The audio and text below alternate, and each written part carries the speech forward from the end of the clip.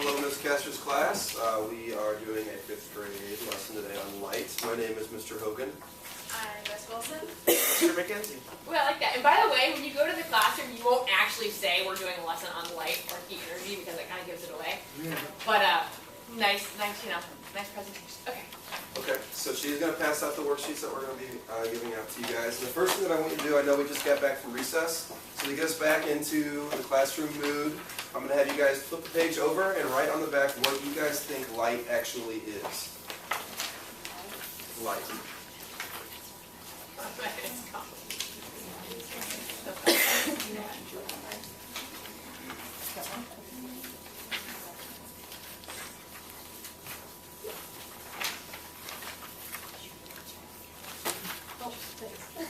What was the question? What do you think light actually is? Okay. So just a brief little sentence about what you think light is. Do you have any volunteers that want to share theirs if they have anything written down yet? Awesome. Light's a bright thing. Bright thing? Okay, cool. Good answer. Yep. Just the sun's rays. Sun rays? Okay, very good. So that's where we know that most of our natural light comes from. If you look outside, that's what we see is what's looking up. One more person? Lindsay? Yellow. It's yellow. Okay. Okay. Understandable. Like that. Mine's white at my house. All right. So now that we know, or we talked about what we think light is, how important do you think reflection is? Compared to light, what do you think is more important? Actual light or reflection? Okay, I gotta interrupt here. That's a really complex concept, really this early as your hook. Are you thinking that this is going to get us hooked? Yeah. Well, Isn't that what you're being? all right, I'm going to trust you, but to introduce a vocab word that complex this early, all right, let's see it. all right. Sorry, keep going. So, did we figure out, did we talk about what we think is more important, light or reflection? Anybody want to go on guess? Patrick? I think light is more important. Light is more important. Well, what if I told you without reflection you wouldn't have been able to see your pencil or the paper in front of you that you wrote down with? That doesn't make sense though, because the light comes from the sun. Okay. So I can see it because the light's coming from the sun. Okay. Well, if there wasn't, you know what? All right. Get out. Go to the library. Well, okay. What do you see more behind me? Do you see my maroon shirt, or do you see the whiteboard behind me? What seems brighter to you? The whiteboard seems brighter. Okay. Why do you think that? Because your shirt seems dark and the whiteboard. Okay. Very interesting concept. I like that.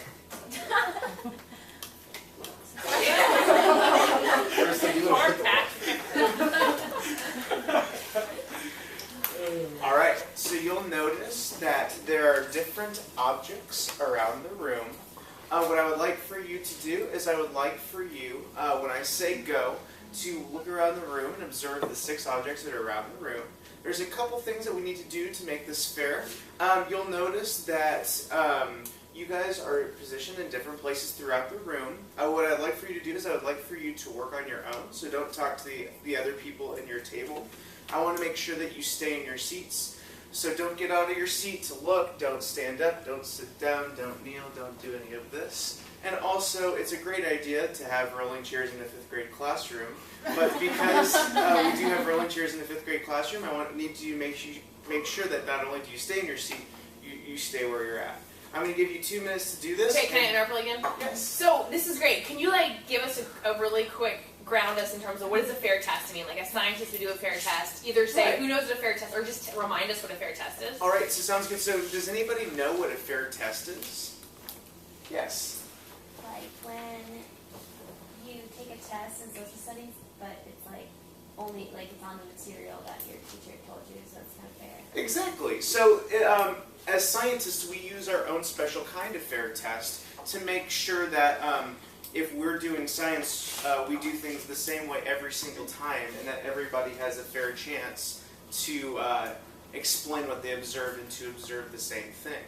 So what I'm going to do is I'm going to give you 2 minutes, and I'd like for you to observe the different objects around the room, and I'd like write down on a piece of paper, and the objects that are around the room are right in front of you. So as you'll see on your worksheet, you have a column for things that you can see and things that you can't see. So there are all the 6 items that are in the room. So the ones that you can see from your seat, write down in that column, and then the ones that you can't see, write in the can't see. Yes, Jenna? I didn't get a worksheet. Okay. Thank you. All right, and we have 2 minutes starting right now.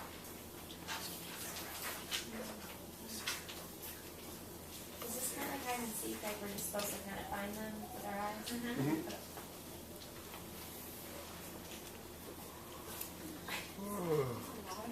There's a lot of stuff in here. Is a Missouri State water bottle a cup or? No. Oh, okay. Yep, it's a Missouri State Cup. It's Missouri State Cup. So it probably have a bear on it and say Missouri State.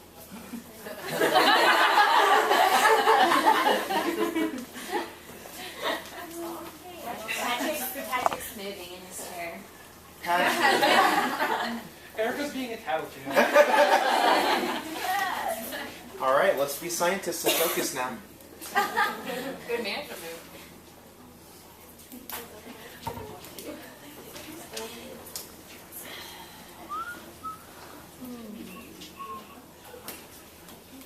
All right, we've got a minute left.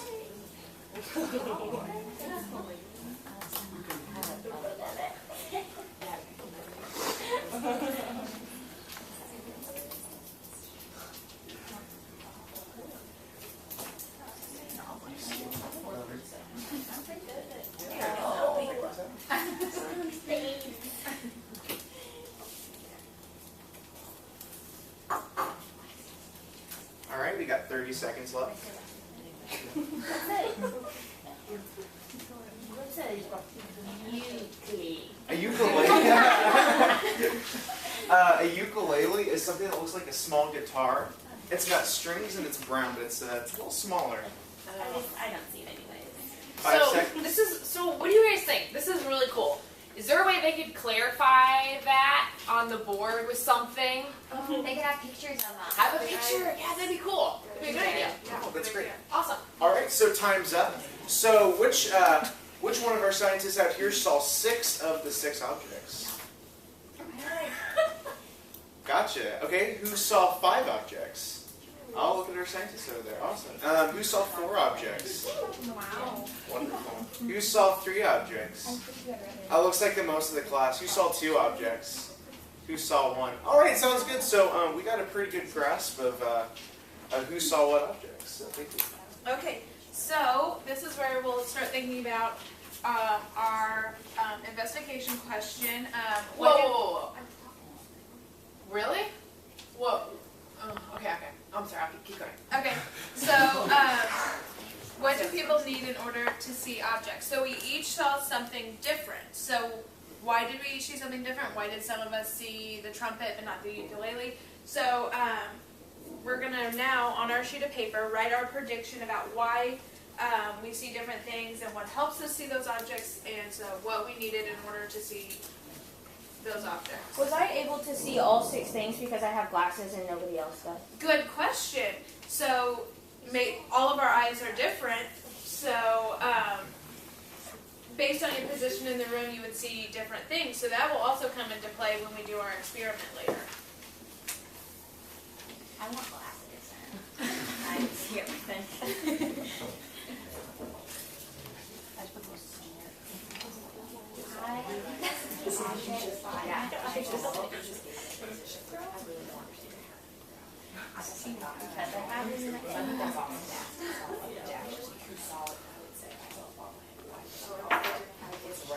Well, I would have saw the license plate if Erica's fat head wasn't in the way. Be nice too, neighbor. I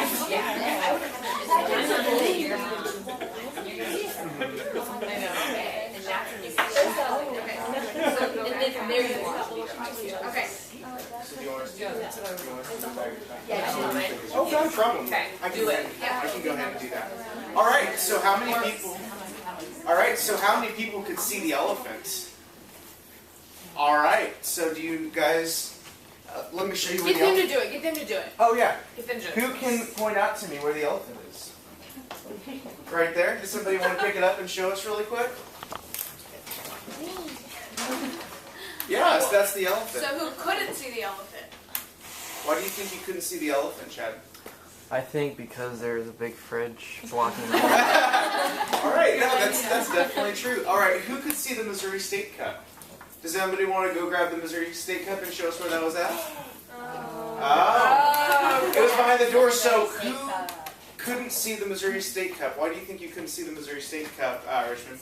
Because that door was hiding it. Right. Sounds good. So who could see the trumpet? Who could not see the trumpet? Why do you think that you couldn't see the trumpet, Jenna?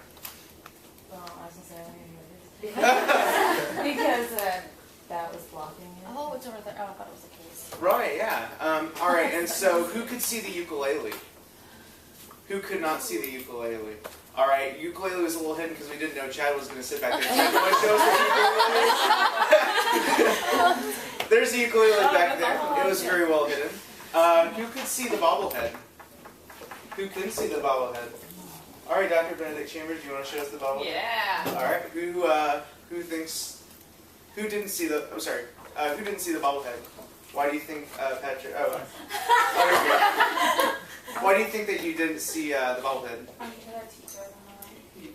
Yeah, she Big was. head. All right, and finally, last one. Who could see the license plate? Who couldn't see the license plate? All right, and Am I then just why? blind? It was right over Well, there. I know it's over there. I just want. Oh, you're good. I wasn't supposed to turn, so. All right, sounds good. So obviously, there's different things in different people's. Obviously, there were things in different people's way that did not allow them to see anything. Did not allow them to see some things.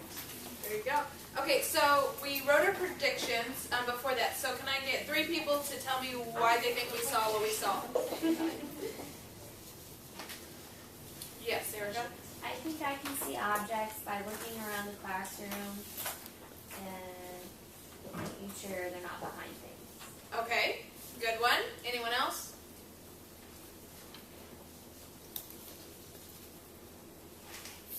Oh, come on. Richmond?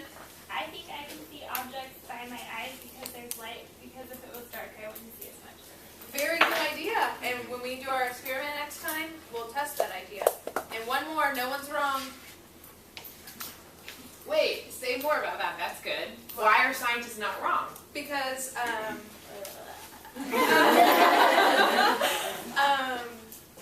because we're going to test our ideas. So all of your predictions are going to be right because there's nothing wrong because we're going to test it to see what the right answer is. I don't know exactly whether they'll all be right, but Nothing can ever be proven, Yeah. 100%. Ooh, I also get science over here. Okay. Yeah. Okay. So keep your predictions in mind because next time you're going to do an experiment with light to see why we see the things we see. okay, good. All right, I'm gonna ask you. Talk to how much time do we have? Less than 2 minutes. Okay. All right. So Andy, how can we connect what you did? So explain your rationale because we're interested. Okay, well, I was going to say, you can't, and I guess maybe it's a little bit above the head, but I was going to say, you can't, without light, or without reflection, everything's being reflected upon. If there was nothing to be reflected on, it would be space. It'd be empty, it'd be black, it'd be nothing. So, like, my shirt, of course, is going to absorb more color than the whiteboard. So it's easier to see the whiteboard because it's more reflective than absorbent than the darker color is. So that's what I was going to get to. But I didn't think about reflection being a deeper concept rather than just flat light. Yeah, that's interesting. What do people think? I mean, this is a really complex concept, so many of us may have misconceptions about how light works. Do people have ideas? I'm just trying to think like a child here, but by 5th grade, we kind of gone over their islands, and learning about the body, and we talked about sight and what causes sight for their eyes at this point, or we should have, So to me, it's kind of a review of that their eyes reflect the light. But your eye's not. See, your language, like your eye doesn't reflect. No, it's like Which is interesting because that's why this one's so hard because there's so many language. The precision of language is Language. really hard.